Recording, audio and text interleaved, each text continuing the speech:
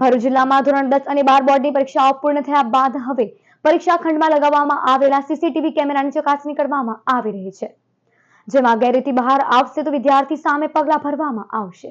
ભરૂચ જિલ્લામાં ધોરણ 10 અને 12 વિજ્ઞાન પ્રવાહની પરીક્ષા શાંતિપૂર્ણ માહોલમાં પૂર્ણ થઈ છે।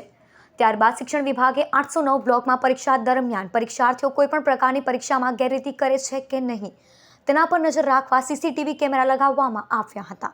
ત્યારે 11 માર્ચથી ધોરણ 10 અને 12ના પરીક્ષાર્થીઓએ પરીક્ષા દરમિયાન કોઈ ગેરરીતિ કરી છે કે નહીં તે તપાસવાની કામગીરી ચાલુ કરી દેવામાં આવી છે, જેના માટે જિલ્લા શિક્ષણ વિભાગે ટીમ બનાવી છે, જેમાં ધોરણ 10ના વિદ્યાર્થીઓની પરીક્ષાના સીસીટીવીની સીડીઓ તપાસ નારાયણ વિદ્યા વિહારમાં કરવામાં આવી રહી છે, જ્યારે ધોરણ 12ના વિદ્યાર્થીઓની સીસીટીવીની તપાસ સબરી વિદ્યાલયમાં કરવામાં આવી રહી છે। એક ટીમમાં 15 થી 20 જેટલા સભ્યો છે, જે સીસીટીવી ચકાસી રહ્યા છે। તપાસ દરમિયાન વર્ગની અંદર કોઈ ગેરરીતિ જોવા મળશે તો સુપરવાઇઝર, કેન્દ્ર સંચાલક, વિદ્યાર્થી અને વાલીને બોલાવી હિયરિંગ રાખવામાં આવશે અને તેમની વાત સંપૂર્ણ સાંભળ્યા પછી ગેરરીતિમાં ગંભીરતા દેખાશે તો પગલાં ભરવામાં આવશે। એસએસસી અને એસએસસી બોર્ડ એક્ઝામ સીડી નિદર્શનના નોડલ અધિકારી તરીકેની ફરજ બજાવું છું।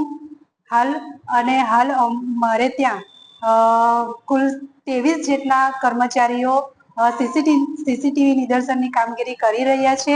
આ કામગીરી અમે 28/2/2025ના રોજથી ચાલુ કરી છે। સવારે 10 વાગ્યાથી સાંજે 5 વાગ્યા સુધી સીસીટીવી નિદર્શનનું કામ ચાલી રહ્યું છે અને એમાં જો કોઈ કોપી કેસ નીકળે છે તો એના ઉપર બોર્ડના નિયમ પ્રમાણે કાર્યવાહી કરવામાં આવશે।